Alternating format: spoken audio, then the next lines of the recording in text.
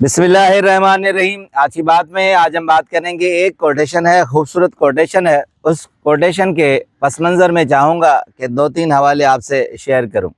Lenin Russian की बहुत बड़ी शख्सियत हैं, इनकलाब रूस में उनका बहुत अहम किरदार है।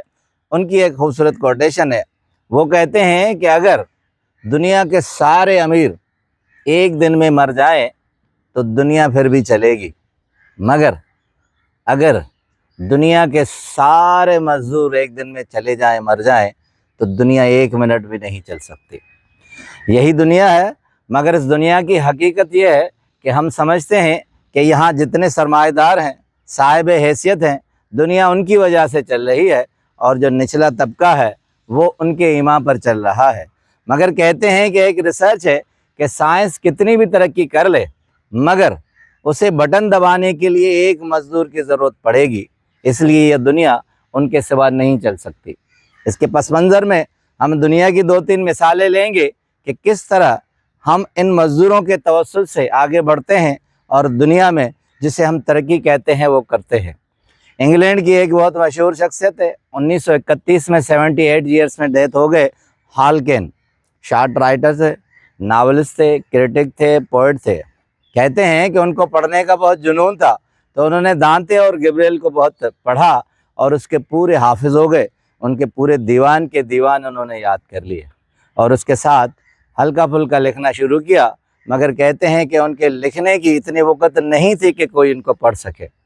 एक दिन उन्होंने ये किया कि गैब्रिएल के मौत के बाद उनकी सारी जितनी भी कुलियात थी उसको तर्जमा किया और उसकी बेटी को उन्होंने लंदन भेज दिया। चूँकि ये लंदन के पसमानदा इलाके में पले बड़े थे, उसकी बेटी ने पढ़ा, हैरान रह गई कि सारे का सारा दीवान मेरे वालिद का इन्होंने तर्जुमा किया है और बहुत गहराई के साथ किया है। उसकी गैब्रिएल की बेटी ने उन्हें बुलाया लंदन में और अपना सेक्रेटरी मुकर्रर कर लिया। अब हालकेन के लिए ये मामला आ गया कि वो एक बड़ी शख्सियत के साथ हैं, उसकी बेटी के साथ, और बड़े बड़े लोग उससे मिलने आ रहे हैं और बड़े बड़े राइटर उससे मिलने आ रहे हैं। वो उनसे मिले तो उन्हें क्लिक हुआ कि मैं जिन बड़े लोगों से मिलता हूँ, जिन बड़े लोगों से वाबस्ता हूँ, उनमें ज़िंदगी की वो रूह नहीं है जो होनी चाहिए। वो फिर पसमानदा इलाकों में जाने लगे और छोटे छोटे लोगों से मिलने लगे, मज़दूरों से मिलने लगे, लोहार से मिलने लगे, बढ़ई से मिलने लगे, और उसके बाद वो लिखने लगे। कहते हैं दी क्रिसमस उसने जो नावल लिखा, उसमें छोटे छोटे किरदारों को जो उसने समोया, तो कहते हैं इतनी पॉपुलर गई कि उस पर फिल्म बनाना पड़ी। और कहते हैं आज तक वो फिल्म दी क्रिसमस के नाम से उनके नावल पर जो बनी थी वो आज भी मकबूल है। हम जब छोटे किरदारों से वाबस्ता होते हैं, असल किरदार वही होते हैं और वही बड़े किरदार होते हैं।